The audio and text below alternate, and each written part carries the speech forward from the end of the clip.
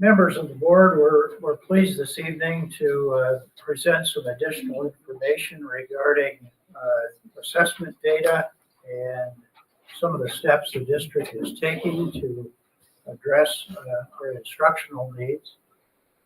Mrs. Craig, are you going to start? Tag team it. Yeah. Go get it. Okay. Do I'm not a tag team, but okay. I don't. Yes. Put it up for you. We have to get things straight between it. Oh. All right. Okay, I don't know if I messed with this, because it keeps going up and down. Okay, where are we here? The arrow keys right here. You're all set. All you gotta do is hit the arrow. Okay, go first. All right. Yes, go ahead, Ryan. Okay. Rhiannon. Good evening, everyone. Thank you for inviting me. So I want to start with some of our English learner data, and I first start with a broad perspective. So this is the state data that we received. So according to the 2023 counts from last year in the state of Indiana, our numbers are increasing and have been increasing. Since 2016, we are up 66.2% of English learners in the state of Indiana.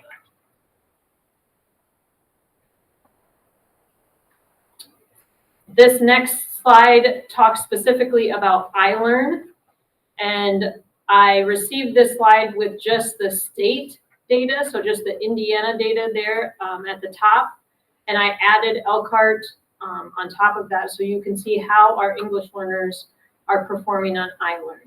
So on the left-hand side are non-English learners, and Barb will go into more detail in a little bit about iLearn for non-English learners. And then on the right side, you see our English learners.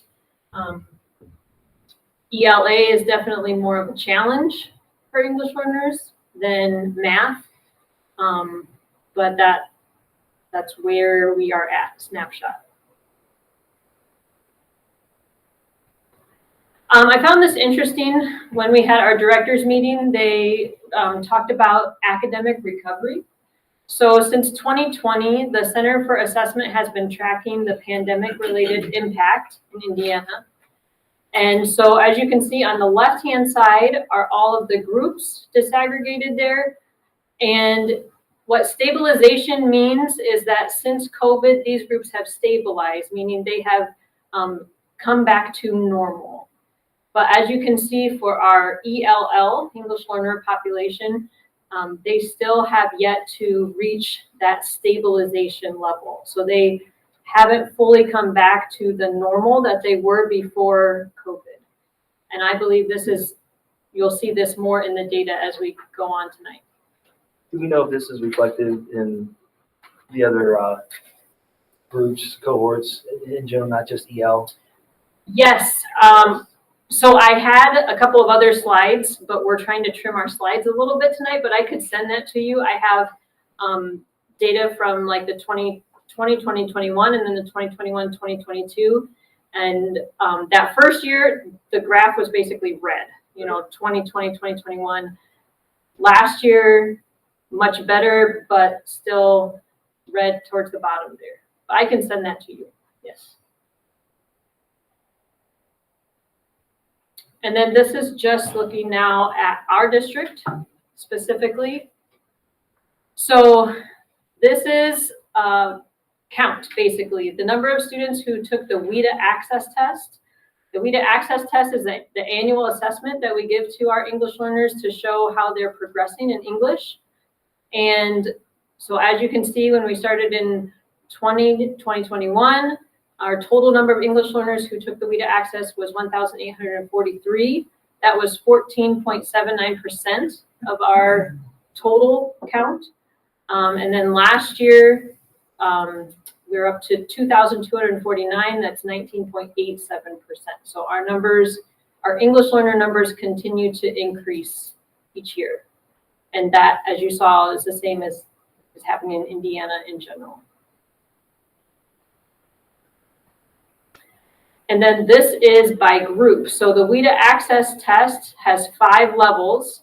Level 5 is when the students test proficient. And I have a slide for that later. So the 4 levels listed here are the English learners that we have who are growing in their English.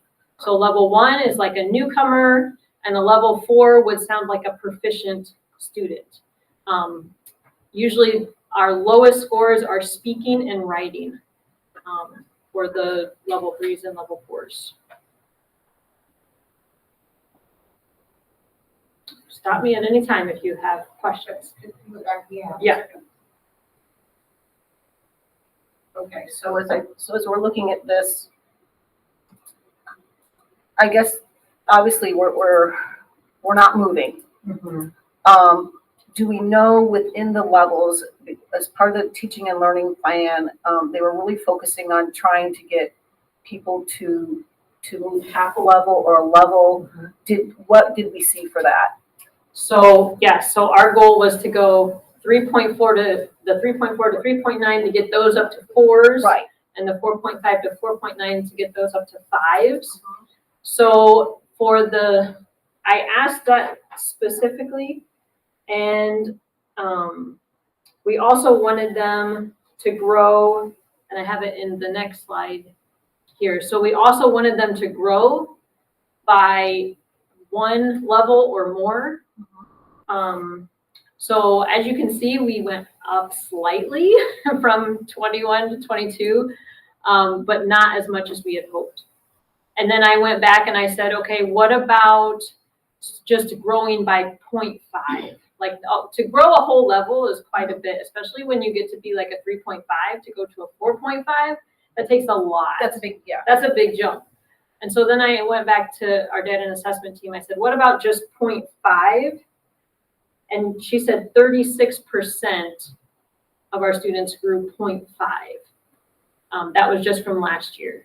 So I would say like we're on the right track, but we need more kids to get to that level. Because if you calculate it right, if you grow 0.6 every year, then you'll test out within 5 years. And that's our goal, is for you to be able to get that level 5 within 5 years. So the kids coming in, or the kids we have now, from a grade level standpoint, where are they from a level? So like, for example, 4th graders. So are the majority of the 4th graders, because the goal is by 5th grade, I think, because the way the test changes. I think. Correct. Okay. So by 4th grade, so how many of our 4th graders are at level 4 or 5? How many are at level 2, 1? And can we see that for each grade level so we know, are we making the progress we need to in the grade levels? Or do we have too many that are in grade 4 that are at a 2? I would say, so I can get that specific number, but I would say the majority of our kids, and if I can go to the next slide. So the majority of our kids are called long-term English learners, and they are, which we shorten that to say LTELs, and they are level 3s and 4s. And I asked specifically from last year, so last year we had 957 of our total kids that were LTELs. Those who were level 3, 416.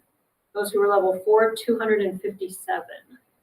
So I don't know specifically which grades, but the majority of our kids are levels 3 and 4 in general. But I can get you some more specific numbers like grade. And I know last year, administrators were asked to report that to us, like how many 3.5 to 3.9s and 4.5 to 4.9s do you have? And they were asked to track that information by building. So I don't have that specifically, but I can get. Well, I think it's important that, for those of us who aren't in education and the public, to understand that these are dots that we're trying to connect. So when we get to I learn, I read, and so they're all connected. So if you've got kids and they're not progressing, Right. and they're not where they need to be, and then you look at what our data shows in other areas, there's a direct correlation with that. And people we need to understand that, and what are we doing to help move these along? So I'll give you my perspective, having been here in the district for 20 years. My perspective is that once they get to this level 3 and 4, that it's harder for them to grow.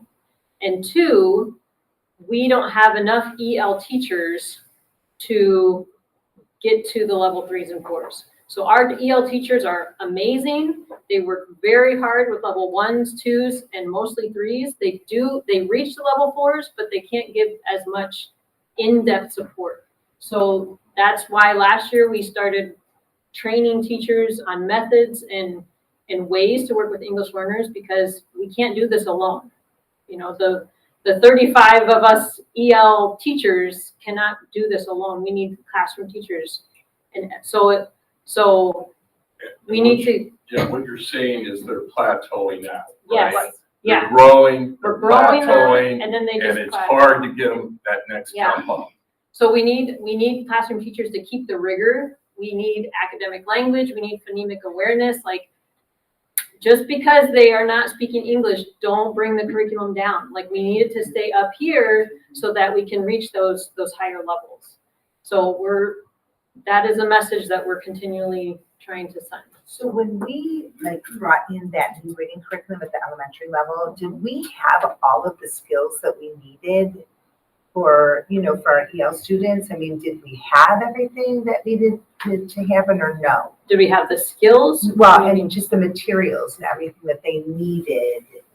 The material, well, my understanding is the materials are there. We just need more understanding of what's all in there and how we can use it. So we're working on that this year, diving more deeply into the materials. Yes. I hate to ask you to go back. Yeah, I kind of jumped. Oops, sorry. Can you go back to the state data? Because I have a kind of a question follow up to what was just presented with the plateau concept. The iLearn? No, keep going. That's it. Oh, that's the count. This one? Yeah, so I think this one was, yeah, so this one we're growing similar to, kind of the state, 43, 44, 43, we were pretty static at 26. And I think there was even one very similar. So we're reflective of the growth, but what you just explained about the plateau, my question is, what comprises these numbers? Because I guess why are we so much lower than the state average? If our 1s, 2s, and 3s are focused, they plateau around 4, and it's really hard to move them to 5. You would think if we're focusing on the 1, 2, and 3s, we wouldn't be 20 percentage points behind the state average. Is there any reason why our benchmark is so low? So the left-hand side is non-English learners. Okay. So we're looking at the right-hand side for the English learners. But I mean, yeah, the 12 to 14, 6 to 8, it's a 2%. So We're like half. we're great. We're growing. Yeah. Yeah. Mhm. Why Yes. is our benchmark half? So I think that the work that needs to happen is keeping the rigor with our testing, and that Frank and Barb will say more about that. But we need to make sure that we have common formative assessments that are at the standard of iLearn, and keep it at that standard for English learners. The same in English and math. And we're working on that process, and they will say more about it. But as long as we keep that standard and we continue to raise the bar, our kids will rise up to that. But we haven't been holding them accountable, in my opinion.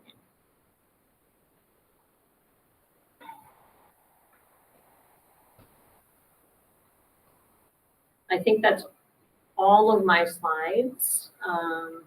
This one I talked about the groups. This is just the students who score a level 5 or higher, so those kids who test out. So we hope this number grows, and it's not, so we're still working on that.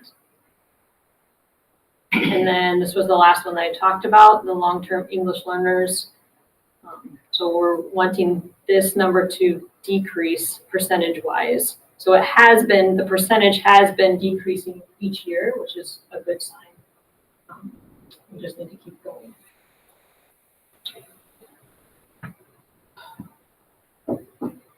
Any other questions for me? Thank you. Tag.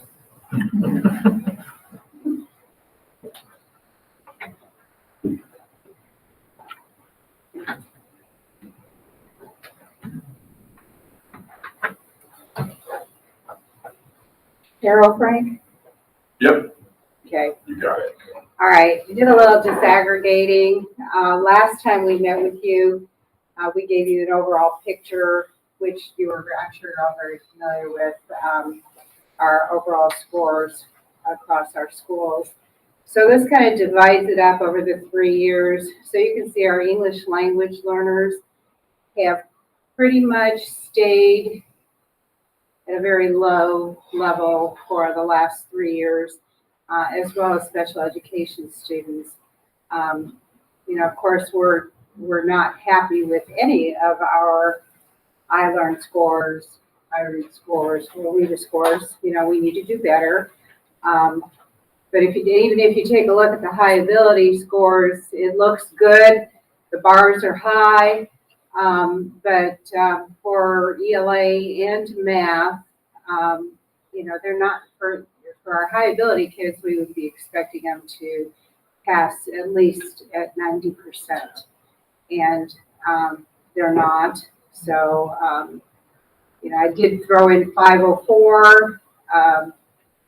Those kids that's a variety of kids. It's hard to make any big judgments about 504s because that could be just a kid who broke his arm and needed help writing something, all the way to a student who has attention deficit disorder or some other more intense kind of disorder that doesn't call for an IEP. Okay, so any questions about that? Okay. All right, and then I took a look at ethnicity and just as a point of reference here, I did not include Pacific Islanders because I think we only had one in the district.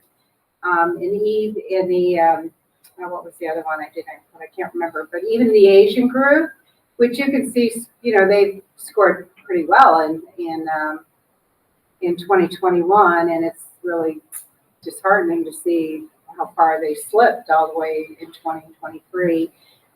But even that is a pretty small sample of kids across the district. Yeah, they're small groups. Yeah, those two.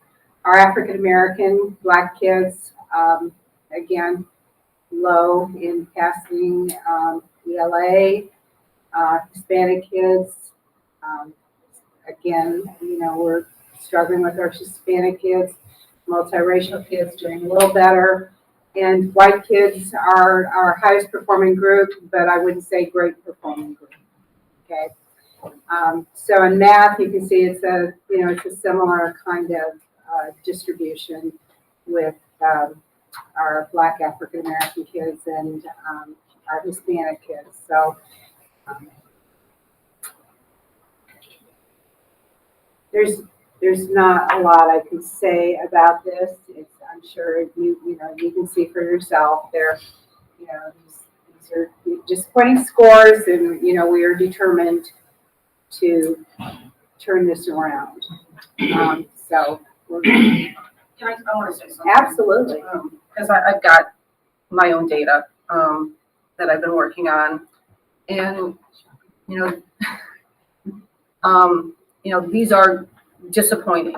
When you look at the state average, for context for these numbers, the state average for English language arts is 40.7%, and for math, it's 40.9%. So we've got a ways to go. Right, and that would be for this year. For this year. For yeah. this year, we have a ways to go. I do want to highlight 2 schools. Yes. I want to highlight Monger and I want to highlight Riverview. Yes. Because Monger and Riverview are above the state proficiency average. Monger was at 43.2, and Riverview was at 44.7. So whatever they are doing with the challenges that they have in some of these demographics, Which have been significant over the last couple of years. Yeah. it's working. Yeah. So we need to figure out what that is. Well, one of the things is. And try to, and try to, because these scores are highly disappointing I know. on for many facets. And I think that we've got to get a handle on this, because when I look at these, I'm not just looking at percentages, I'm looking at student numbers, and how many students we're talking about in each group when we break it down by ethnicity. And each of these numbers has a student's name by it. And I so agree. to me, that's what is uncomfortable, and it's disheartening with this. And so whatever certain schools are doing to get above the state average in proficiency, we need to figure out what that is.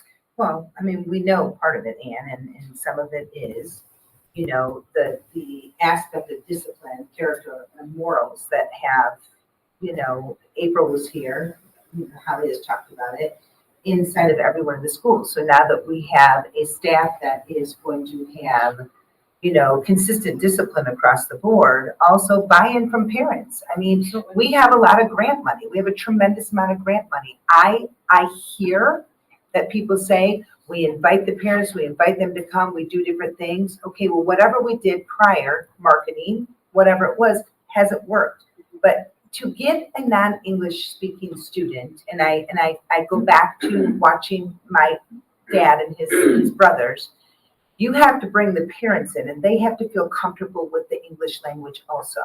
Because we can put them inside of a classroom and we can teach them and we can do all of that. But when they go back home and they comfortably speak language the same again, it becomes, you know, it more difficult the older they get to change that.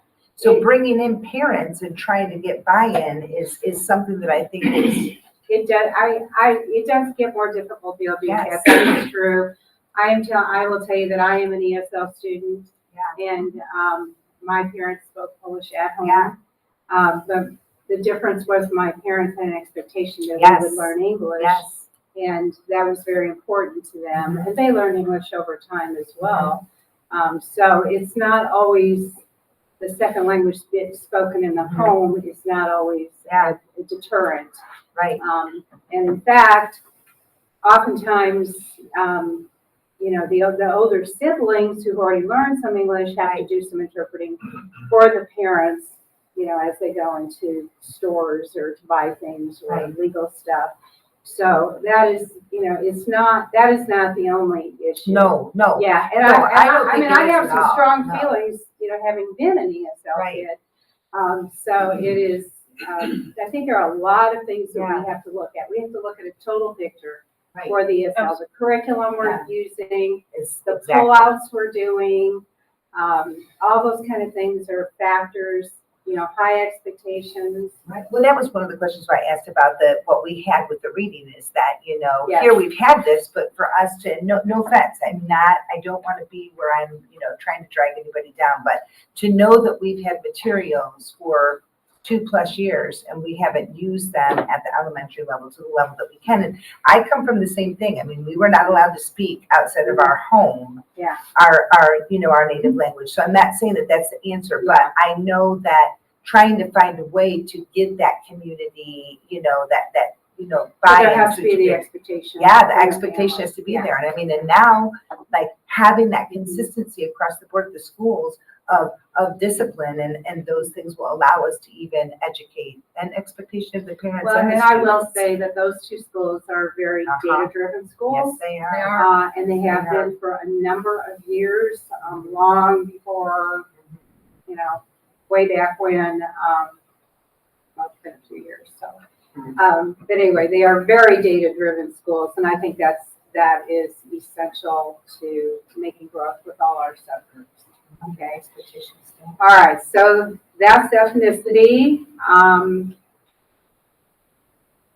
Okay, so then if we look at grade level, it's pretty consistent year after year after year.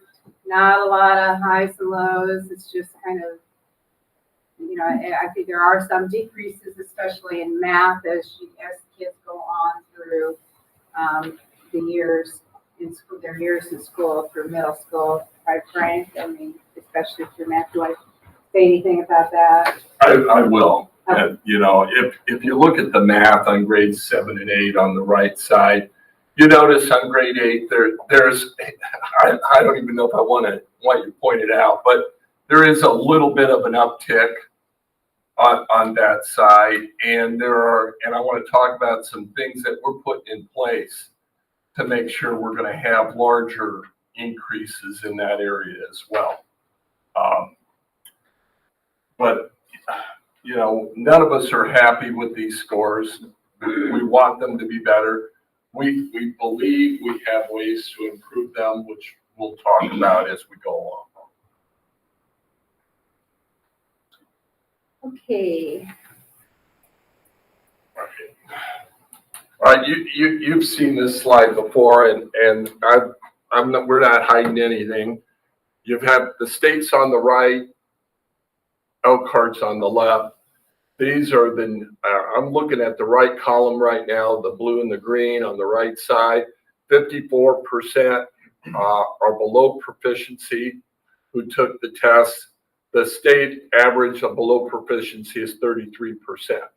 Now, if you go to the next column over, I think we have some hope for the future.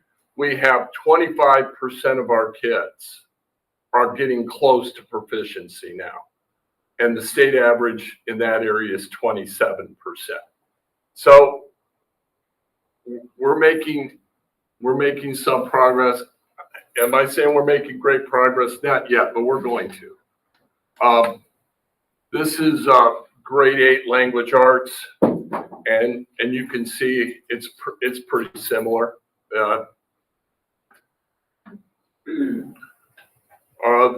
This is our math and grade 7 math, and we've had some difficulties with grade 7. I have some ideas why, but these are what the data is telling us. This is grade 8 in mathematics, and this Barb will go over the iRead data, and then I have some other things. Yes. Can you share what your thoughts are and why they're so low? I believe we haven't expected enough out of our kids. I was retired. I spent a year at Pure Moran last year, and I saw what we required of our kids, and I just don't believe it was enough. If we're going to get them to grow, then we got to get them to work. If we're going to get them to work, we got to get them to work in the right way. Yeah, and part of working in the right way is having a structured environment, a disciplined environment where we don't allow them to disengage from education. And I think they've disengaged. And some of that's our fault, but some of it's not our fault as well. It's this whole mess that we've been through. So, but I think there are ways that we can get back on track, and there's some of those later in the show. Okay. All right, does that make sense? I hope I don't have to dance or something. I Okay. get excited. All right. Okay. There should have been the last time we met, I slid a slide in there that we didn't show because the iRead scores were still embargoed at that point. So, but I do want to take just a minute to highlight a couple things because we did see some bright spots this year with iRead that I'm kind of excited about. Cleveland had a slight increase. Eastwood had a pretty significant increase, as well as Mary Beezer. Mary Beck had a nice increase. Munger had a decrease, but again, and so did Riverview, but again, I want to point out that they had an influx of a lot of new kids who maybe not were familiar with, the way things operate in those two schools. But I really think that after a year or two at Monger and Riverview, those kids' scores are going to pop up as well. And Roosevelt also had an increase, and they had a significant change in population too. So it is a little heartening to see that we have some positive growth in iRead, and I'm hoping that because we started implementing the Foundations program in the primary grades, that has helped bring some of these scores up over the last year or so. So again, I've disaggregated the scores for iRead, and again, I feel like a broken record. Our Black Hispanic kids are significantly lower than all our kids. Asian, white, multiracial kids are, they're not great, but they're much higher. So, and that is pretty much the case with most kids. Okay, I do want to talk about special ed a little bit because we do have very low passing scores in special ed. But one thing I want to point out is that, that's iRead. But for iRead and for iLearn, we have to keep in mind that we are required to test all kids who are considered to have mild disabilities, and many of those kids can have very low cognitive scores as well, and which would make them very difficult for them to pass any one of these state standardized assessments. And we would hope that when we do NWA or some other growth measure that we would see growth for those students. But to look at an overall proficiency rate, we have special ed kids maybe have low socioeconomic status. They may have ELL differences as well. So there are some compounding factors within special ed, cognitive skills, ELL possibilities, low SES that can really depress those scores. But again, they're lower than the state. So, yes, do you have a question? Well, I'm just looking at the numbers, and pretty consistently we're 12 to 15% below the state. So, I try to think of what would cause that. And as I look at this, it doesn't matter if you're white, Black, Hispanic, multiracial, or Asian. It doesn't matter if you're free or reduced lunch. We always hear that the poverty level has an impact on education, but it doesn't matter if you're free or reduced for lunch or non-free. It doesn't matter if you're special ed or identified ELL. It doesn't matter if you're female or male. None of those things seem to give me an understanding of why we are anywhere from 12 to 15% below the state and consistently below the state. We have not had a viable, consistent curriculum for quite a while. So, it's kind of my first quarter goal is to try to get at least ELA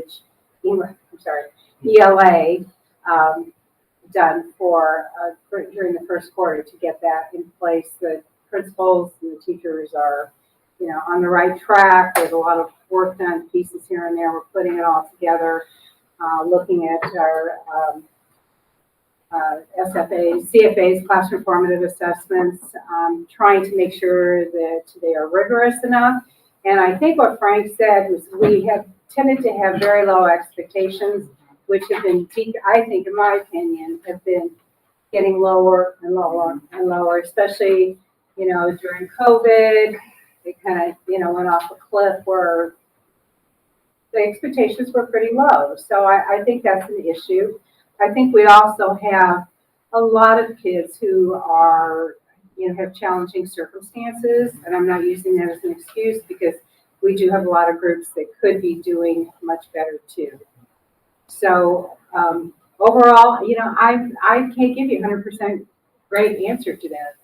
Well, and I don't want to dismiss, because I think the statements that you guys are making are excellent, and your extra data is excellent, 2 weeks ago, we were kind of talking about the same thing. And, I don't want to say that of course, we don't have our expectations either, but we know it's been a crap show for a while. And so they're trying to decipher through all of it. And so I think like if we kind of step back and maybe not like beat it into the ground and kind of wait to see what they're going to present to us or what the show ends like, maybe we'll get a better picture of it. But right now I feel like we're just on this hamster wheel of like, why did this happen? Why did this happen? Well, we're here and we're going to figure out why it happened and why some are more successful. But like moving forward instead of talking about it over and over again is probably going to be more beneficial. So let's get into as Frank said, the end of the show here. Oh, okay. Barb, if you have some other things, go ahead. No, this is good. This is a good time to, it's a good Yes. time to stop. I mean, it's a good time to finish up with the data.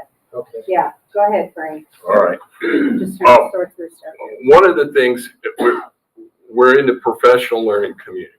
And really what professional learning communities are, it's just all of us together.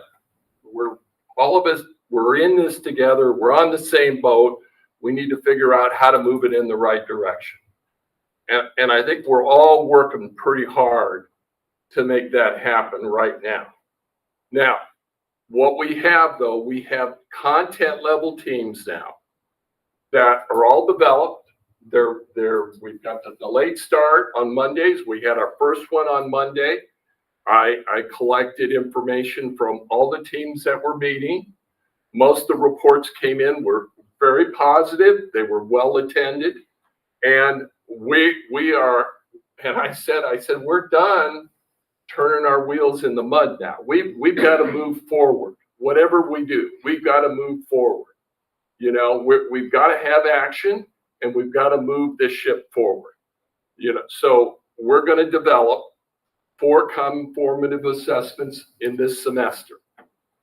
And that means the four assessments we developed, there'll be one every 9 weeks. We'll collect data from those assessments. We'll do an item analysis on those assessments. We'll look at it as far as ethnicity, race, all the way across. We're going to look at that data in every way we can. All right.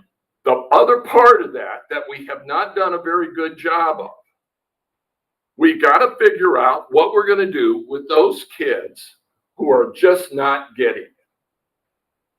And that's really where we've got to improve. Those kids that are not doing well on these common formative assessments, we need to address that.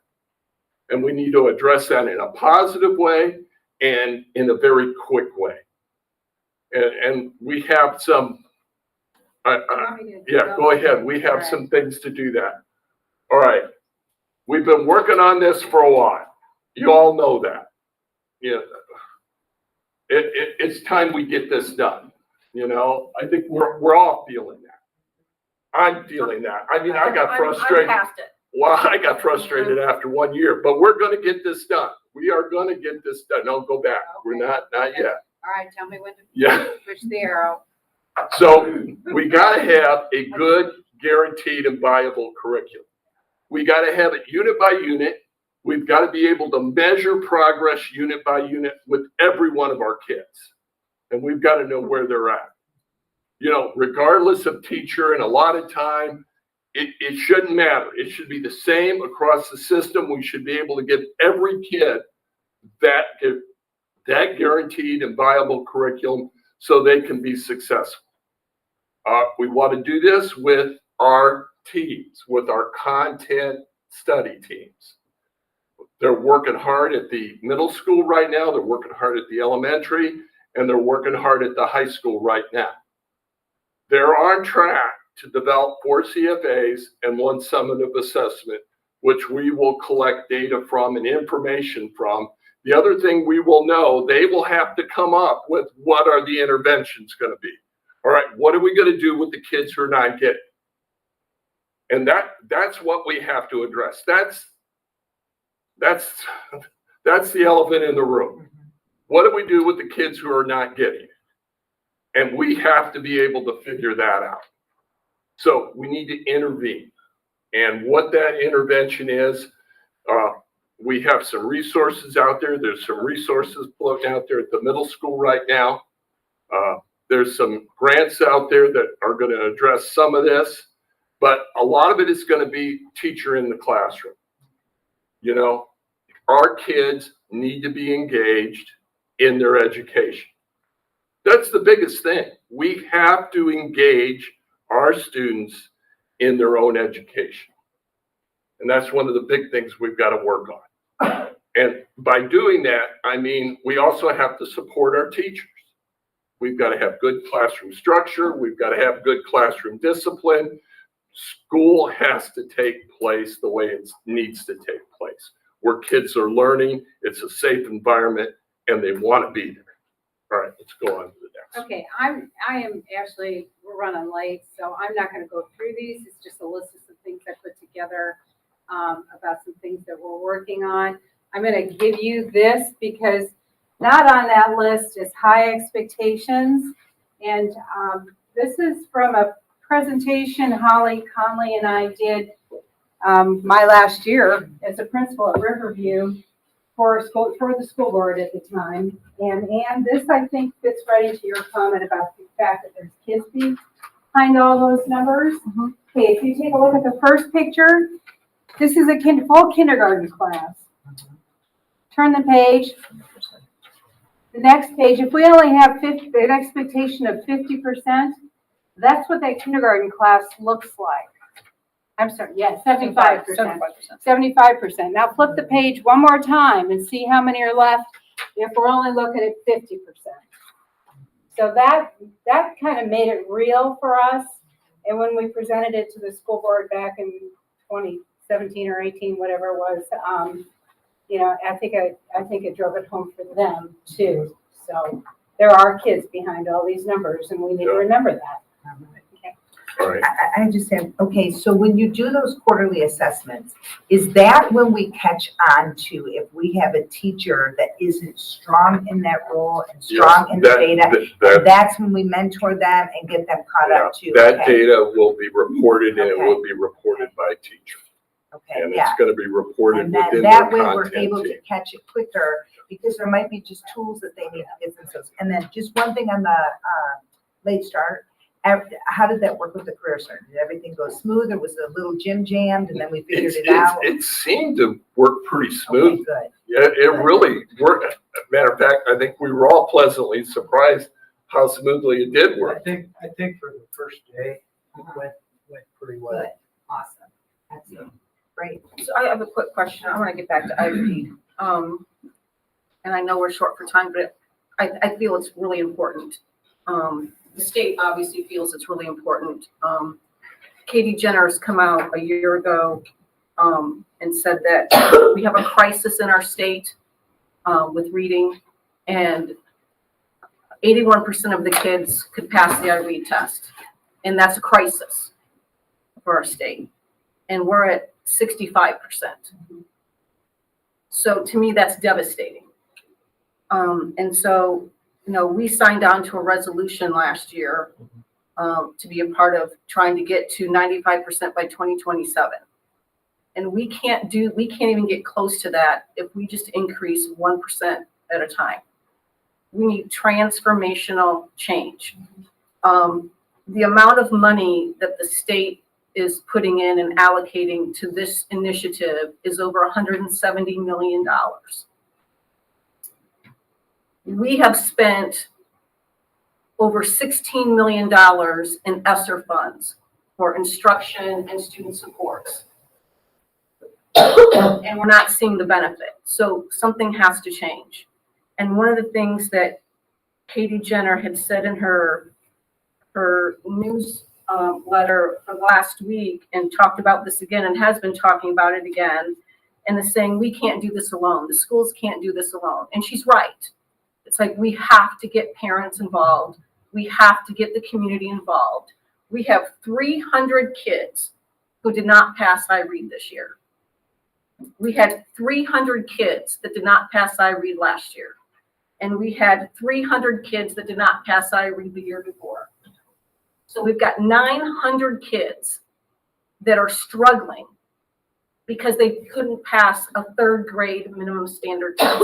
And so we see that in our iLearn scores, we see that in the outcomes, we see what's happening in our middle schools, we see the challenges that we're having at our high schools. So I guess for me, it's almost a call to arms for this district and this community and our parents to say, what are we going to do to work together to move these needles and get these kids reading? Because if they can't read by third grade, the chances of them graduating and having a life is much more difficult. The state sees that. The state sees from an economic standpoint at 81% how devastating that is from an economic standpoint for the state, and yet we're at 65. So we've got to figure out a way to help our kids working together to get our, because it's just unacceptable. We've got to figure it out. I'm gonna sound like a 150-year-old woman, but take the technology out of their hands and give them a book. You know, you can't learn on this. You learn right here. So that's criminal. It is. And I don't want it to seem like I'm attacking. I don't mean that. I'm passionate about this. Reading has always been, literacy has always been a passion of mine. And when we continue to see the numbers that we see year after year, Literacy affects all the other numbers. it does. I know. It all connects. And We so, all know. and that's my frustration. So if our literacy numbers are bad, iRead's going to be bad, WEED is going to be bad, NWA is going to be bad. It's all going to be bad. So Well, yeah, okay. I'm sorry. I'm off my just as soapbox. passionate as you are, you know that. Yeah. Okay. All right. Thanks, Barb, Frank, Brianna. Thank you very much. Thank you. 5 minutes, break or go right into it? You want a break? I want a break. Thank you again. Public work section is ended, and we will now start the 7 o'clock or 7:24 order. Please rise. I pledge allegiance To the flag of the United States of America and to the republic for which it stands, one nation, under God, indivisible, with liberty and justice for all.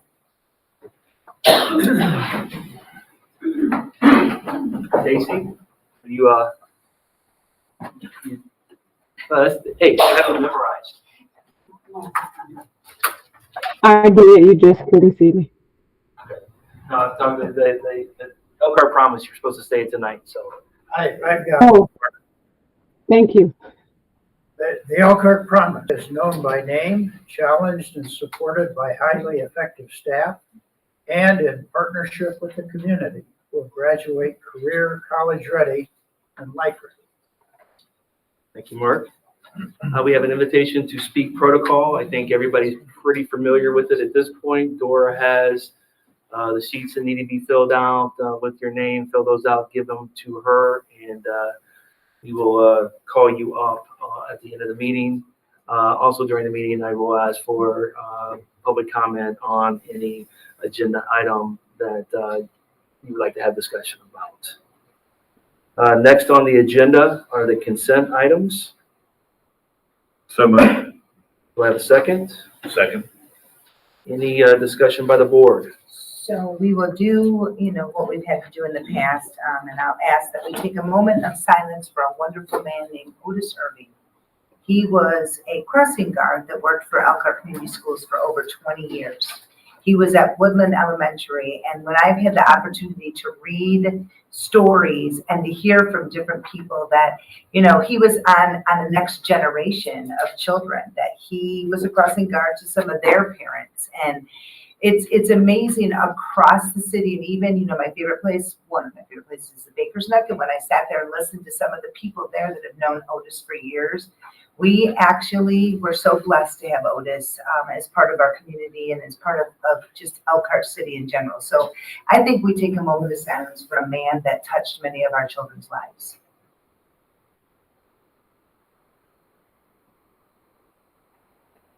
All right, thank you. And I know that Otis will be watching down from heaven over our little babies as they still cross their streets to go to school. And and attend wonderful Woodland. And so also we thank the community again for some of their donations. We have $500 to our golf team from Daryl and Jennifer Higgins. We have a $2,000 donation and that includes a banner from Oaklawn. And that is a banner that has a QR code that you have the opportunity to scan, and it brings awareness to many people about, the needs and the community conversation about mental awareness. So that's a fantastic way to put that out there and express needs of our community. Then we received $3,462 from Premier Services for our football team, and that will allow them to have travel shirts for the team when they go places, and they'll look, all put together and ready to play. So thank you again to our Elkhart community and to Otis's family for sharing him with us for so many years. Any other discussion by the board? Go ahead. I just want to kind of get have a little bit of discussion on all these grants. We have a bunch of grants in here, and as I understand it, and Beth, you're probably going to have to clean up my explanation a little bit. So these grants are the title grants, and we get these regardless, but we have to do the paperwork and have the plan submitted to make it official, correct? Correct. Okay.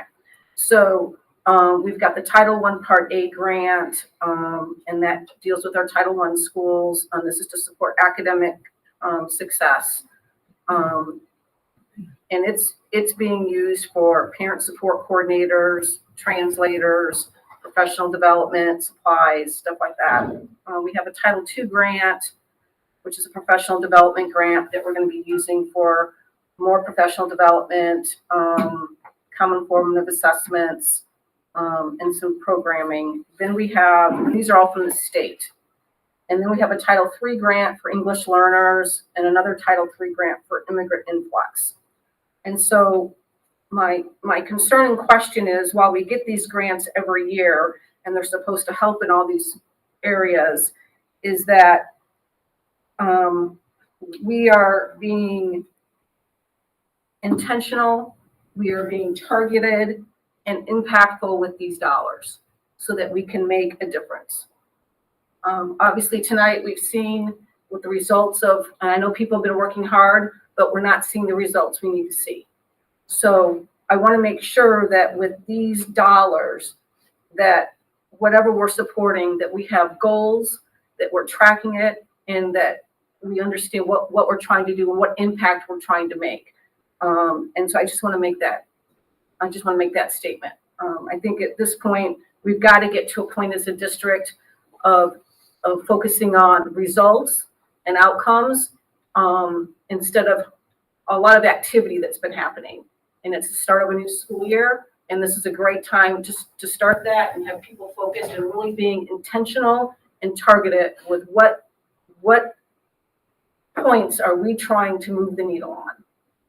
So I just wanted to make that, and then I don't know if you have anything you wanted to share as part of these goals or not, or part of these grants or not. As far as the grants that work together. So a while back, I shared with you the pre-application. Right. Where we have to break down all our data. We have to submit that with goals, and we take that as a team.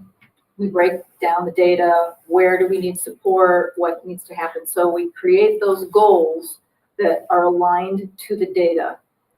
And then we look at the grants and say, okay, how can Title II support this goal? What funds are needed to support that goal? What is needed from Title III? So all the grants are working to support the goals for Elkhart Community Schools.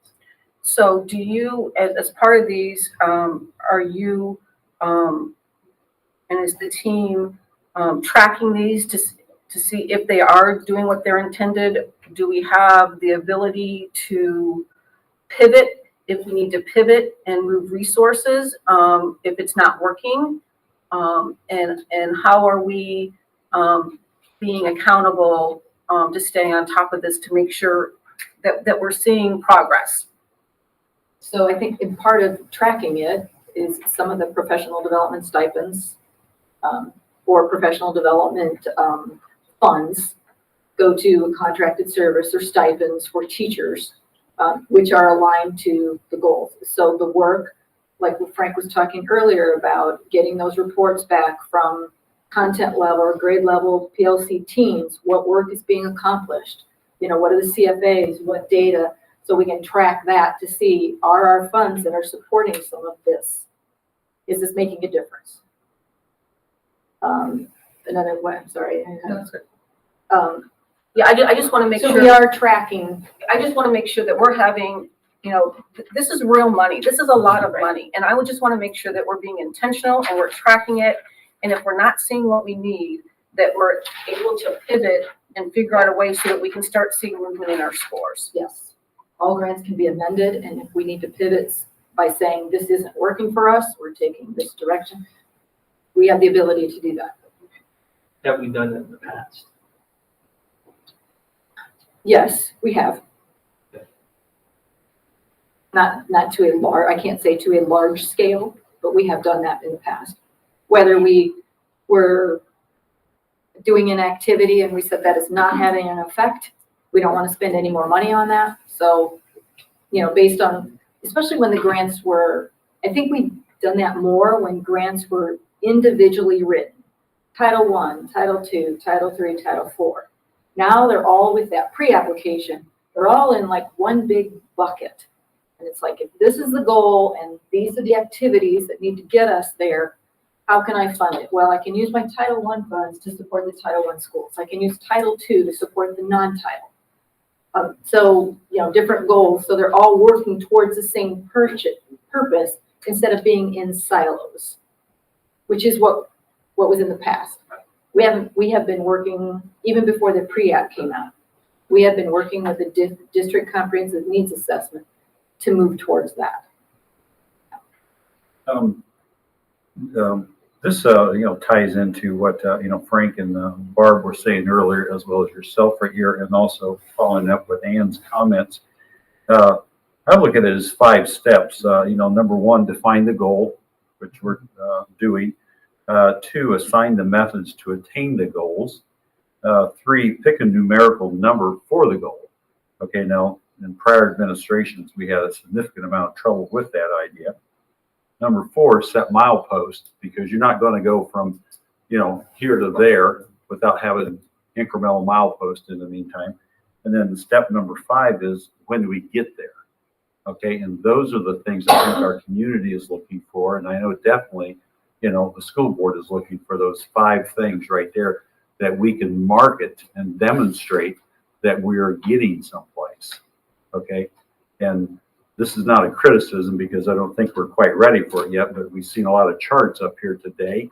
And one of the things, a lot of the charts, the ultimate goal is 100%. Well, we know we're not going to get there. Okay, but for this next semester, either the next 12 months, what is our overreaching goal to have right there? Is it, 65% across the board, by category, whatever?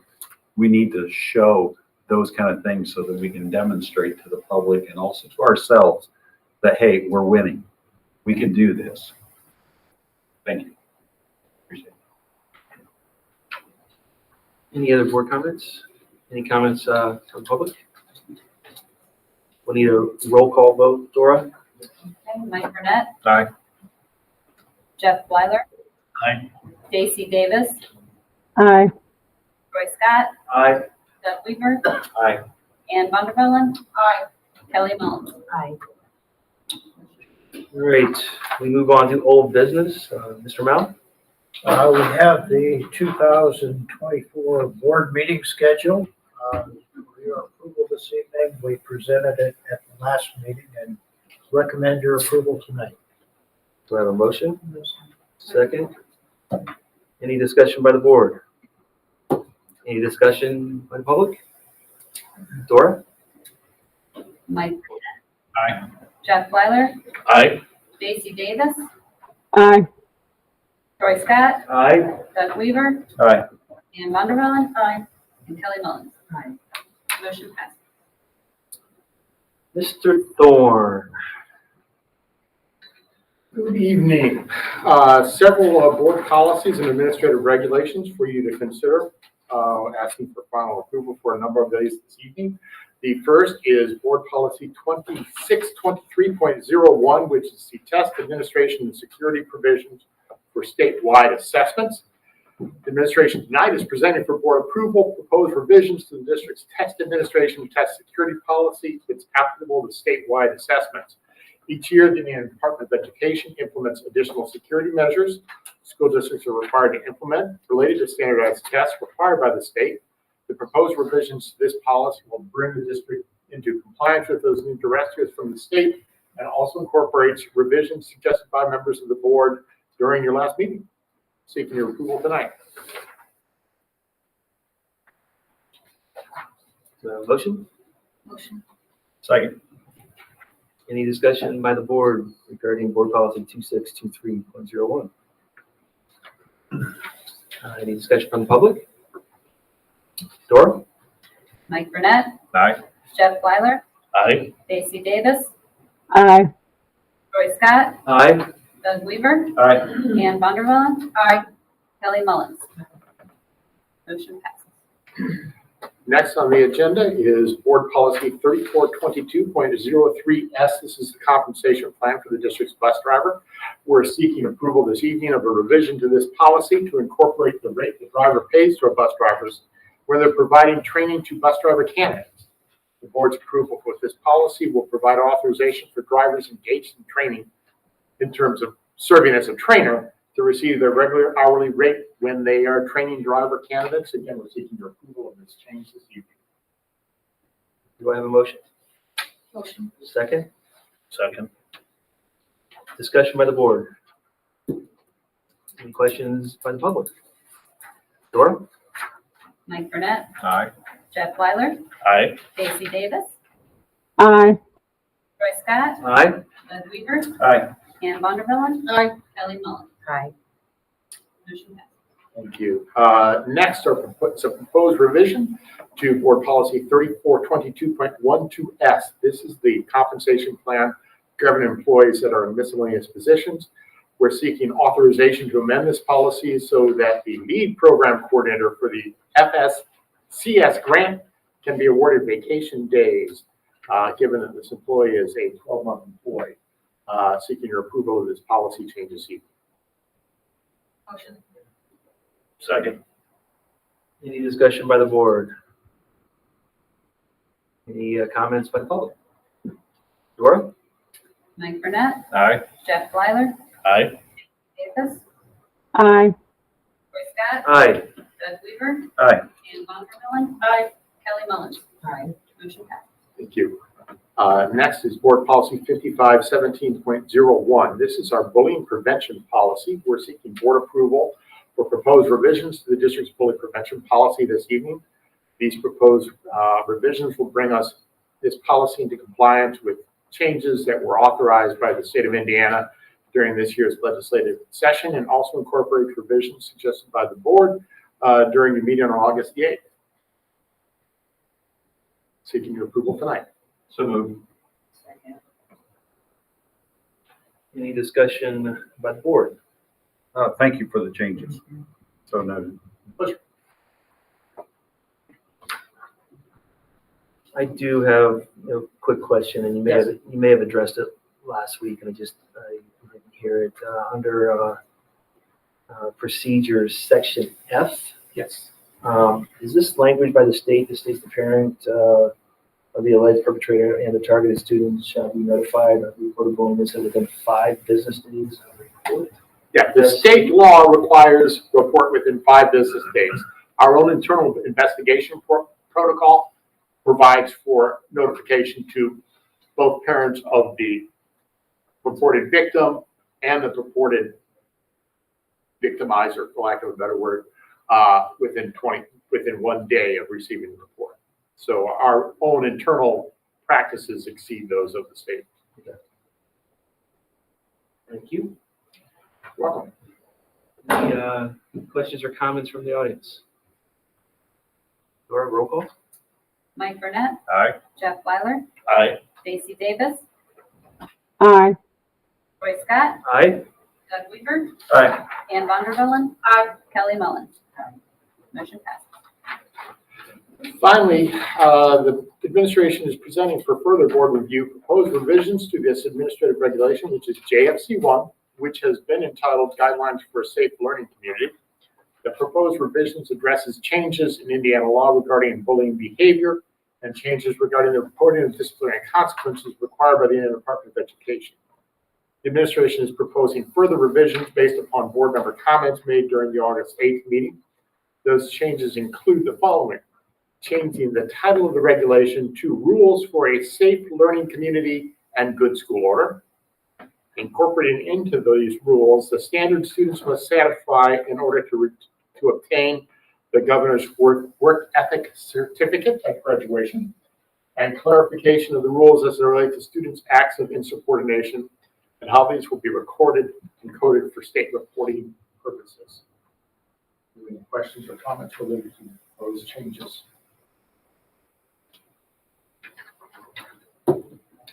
We, just a, Given this is administrative regulation, it doesn't call for a board vote.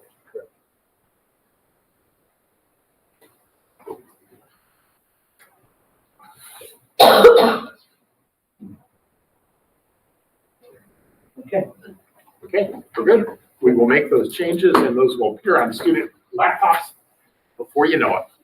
Probably not tonight, but. next on the agenda, new business, Mr. Scott. Okay. Three things, it won't take long. This first item is setting the transfer tuition rate. We do this annually. This relates to students that may have been from a different school district that the court places within our district and so forth. So tonight then I would ask, and we don't have it marked as action, but I do need board vote on this if we could this evening. So the recommended rate is $7,400. Kevin, is this the rate that when we're talking about, We have to do a motion. Yeah, you gotta do a oh, vote. that's, sorry, That's right. So motion. Do second, I have a motion second? Thank you. Any more discussion? yeah, sorry. Is this the rate that the schools use to do transfers for the choice transfer, or is this different? This is different. Okay. Because we, all schools a number of years ago went to no charge type of situation if we were getting students from another district. This, however, relates to kids that either come across the state line, so we can't count them on ADM, and it sets a rate, and it takes care of the kids that are placed by courts or foster placements, that type of thing. So we do need to set the rate, and that's why I'm asking for a board action this evening. Any other board discussion? Any discussion from the audience? Dora, roll call, please. Mike Burnett, Aye. Jeff Blyler, Aye. Stacy Davis, aye, Troy Scott, Aye. Doug Weaver, Aye. Ann Vonderbellen. Aye. Kelly Mullins. Aye. Motion passes. Thank you. Moving on to this evening's finance report, the business department. Would like to report July 23rd, 2023, cash balance $42,264,191.38. In terms of education fund and operations fund, they're still tracking the way they have this year. Of note, you probably noticed if you looked at July is when the funding adjustment due to legislative action this last budget cycle, funding increased. We do have to track Medicaid a little differently per guidance from the DOE. But other than that, there's not much of note. I don't know if you noticed, but we did have the Career Center sponsorship agreements page again. That started last year, and we share those with the board and include them in the finance report. And so you see the first couple that the Career Center has received for the 23-24 school year. That concludes my comments on the finance report. Are there any questions? You're talking about the, this thing right here that has a silver and a diamond to it, correct? My question is I wrote down, what are the levels? Is it just two levels, silver and a diamond? No, There's no gold and You know, platinum? there's Go to 4 or 5. This is just what he received this year. Last year, Brandon brought this idea to us. Doug Thorne and myself and Brandon had a lengthy discussion about what it should look like and what the level should be. The dollars generated from this are helping students go participate in competitions. So Brandon was looking for a funding stream that would be separate from what it takes to operate the Career Center. So we're starting year 2 with this, and he's off to a good start. There's a couple more that I'll bring to the next Are meeting. they earmarked like for specific classes or just going to a fund? This goes into a Okay. There's a standard document. They pick the level that they want to participate at, and then we sign off. And as we get those in, I bring those to you so you'll get a chance to see them, much like donations that you see on a regular basis. So, How do we co-market this with the community and also with the people who are providing this, the organizations providing this? Because I think this is a great opportunity to market, the results, where this money goes, who's putting it together, and then also us as a school corporation. we'll have to send you the document so Brandon has a document that tells potential sponsors, here's what you get for this level, here's what you get for the next level, and so forth. So he's got all that laid out. It's a pretty well thought out process. Dreamy eyes right now. Like I'm thinking we need the news in there while they're walking through the classrooms talking about that and showing what the competitions are and showing that what our officers are and That'd be a good topic to have Brandon come we are too. and speak to you about. He's going to be much more eloquent than I am on this topic. So, okay. Moving on to the insurance report. You can see that in July, we tracked very much like July of 2022. Year-to-date basis, we're still about $300,000 more in claim experience. Our percent is starting to shrink in terms of how far above prior year. Last year was a good year. So we continue to track. We're going to get back together as a committee this month and in the next 2 months talking about what we're going to do for 2024. So that concludes my comments on the insurance. Kevin, that increase in experience, do we have any feel how much of that is attributed to medical inflation versus how much is an increase in utilization? That's a great question that we can talk about at the insurance committee tomorrow night. But I don't really have a feel for trend. Marketing trend has been running like in the 8-9% range. The thing that's really up is, as you look at our numbers, is the pharmaceutical piece of it. Our claims seem to be down, but our pharmacy continues to rise. But that translates to higher rebates as well. So the rebate this last time was the highest we've seen since the program started. So it's going to move back. Thank you. Thank you. Anything else? Okay. All right. Dora. Thank you. Nancy Baker.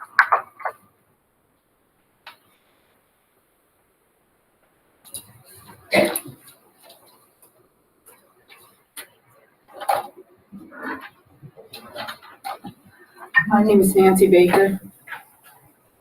I live here in Elkhart. I'm an Elkhart school teacher. I did not come to this meeting today to prepare to speak about scores. In fact, I came with a page of things I wanted to say, not just about Otis Irving. I recognize him, but you have recognized him, but about another crossing guard that I know of, Henry Roberts, but I'll save that. What I'm going to say, you must please forgive me because like I said, I did not come here and I've been up since 2 trying to prepare for school. And I've tried to tell myself not to speak when I'm upset, but I'm going to go ahead because I was encouraged by someone who I'll talk to later. Does anyone take into consideration, I'm not trying to make excuses, but does anyone take into consideration the lack of stability in teachers, in administrators that I've seen, and policy within the schools and how it shifts and changes within those schools. Class size. Okay. I have 29 fifth graders, students this year. We asked for another teacher. Elkhart schools couldn't give them to us for one reason or another. 29 students, anywhere from an ENL 1 up to high ability students I'm handling. I've been known for handling discipline well, but I'm ENL certified, and I love a challenge. But I'm just saying, you need to dig a little deeper, I think. You cannot just, and I come from a business, I was in business for 20 years before I became a school teacher for 23 years. I'm used to looking at scores, but you cannot just look at those surface scores. You can't just even, you're gonna look at those schools that succeeded, but I'm saying there's a little bit more, I think, that we need to look at and consider. I came to this meeting, I'm not sure why, but I'm gonna let you know, I'm a little discouraged. Thank you. Wait, you were gonna tell us about Henry Roberts. Go ahead, you. I would like to just, I'm just saying, I'll speak to him later. I'll come back to the meeting with him. I'm just saying, thank you.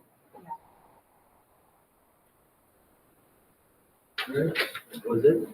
One? All right, Mr. Mount. Just to remind the board that next regular meeting is September the 12th. Great, thank you. Comments from the board? Yeah, I think we had a small victory here, early this week and late last week was the westbound California road finally got paved so we can all get to work quicker and get home quicker. Well, I'm looking forward to an exciting year of both sports and music. Our marching band looks like they're going to be off to a great start, and they're very energized and excited. And I've been referring to them out there as musical athletes because I don't think people really realize how much goes into marching band. Of course, I love athletics, but I love music. And I am telling you, they're out there Friday night for our football game and then turn around and do a 6 to 7 hour practice on Saturday.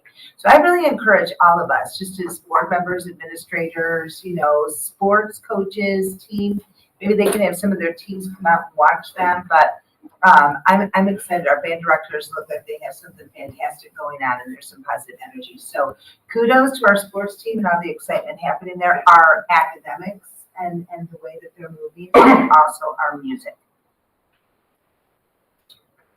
Anyone else?